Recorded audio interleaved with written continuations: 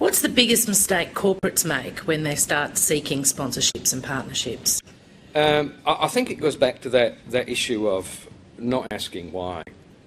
It's too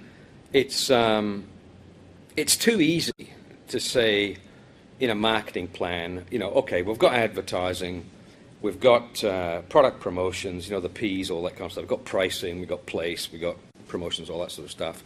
And we'll chuck a bit of sponsorship in because that completes the marketing plan. And I don't know, probably, should do some good. So we'll pick something that's, attached to the community because we want to be seen as grassroots connected. I mean, that's kind of what a number of brands do. And I don't mean to be cruel on this, but they really haven't asked themselves the question about the circle. They haven't said really what are our issues here. And it may be that they've got a very basic need to just get a message out, and they want to use a new way of doing it. So arts is a really interesting way of coming out with an image issue and saying, here we are, please consider. So if you've got a new product, or you've got a new division, or you are a new brand, sponsorships, particularly art sponsorships, can give you a personality that you seek far quicker than perhaps spending lots and lots of dollars on advertising campaigns, because what consumers will do every time is to transfer a brand into a person. We just do it automatically. We can't help it as human beings. So art sponsorships are a really interesting way of putting that personality on to the person before the consumers perhaps put a different sort of personality that you'd rather not have onto your brand. So the brand itself needs to really figure out, am I saying image, here we are, please consider?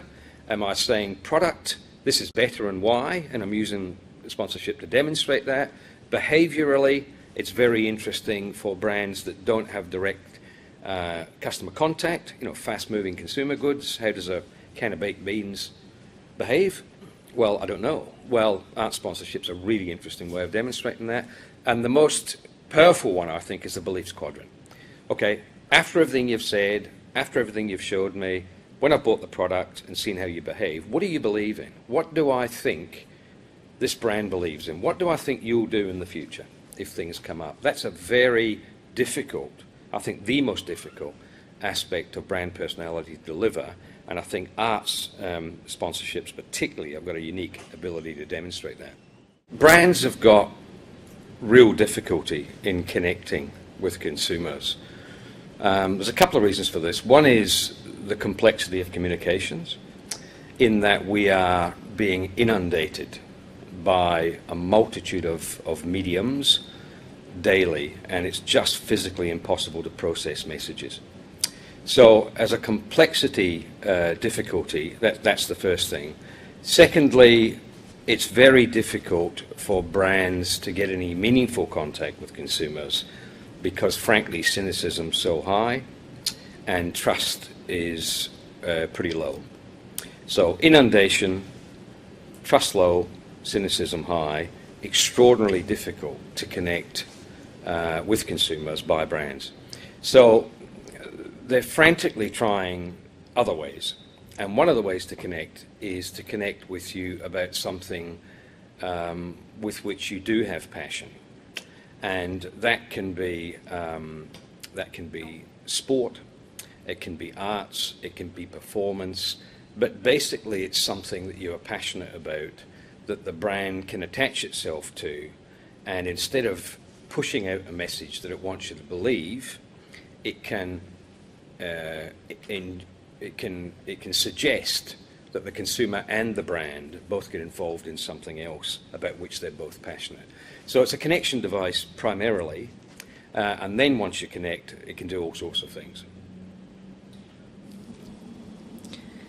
How would a company identify the correct connection device, if you like, for its particular brand? Well, that's a good question. The big issue, I think, that needs to be solved is why. It's not what you do, and it's not how you do it so much.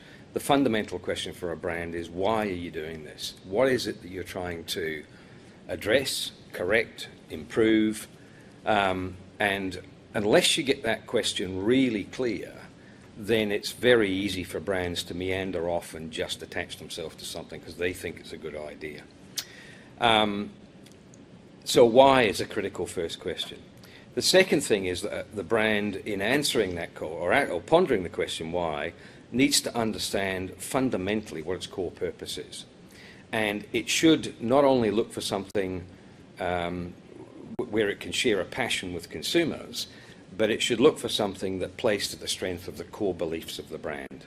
So if the brand's about connecting, then arguably it should try and find some sort of connection sponsorship, something that manifests connection about which it can be passionate. If it's about technology, if it's about innovation, if it's about speediness, it needs to get back to the core brand purpose and make sure that there's a direct line of sight from that to the sponsorship to which it attaches itself. All right.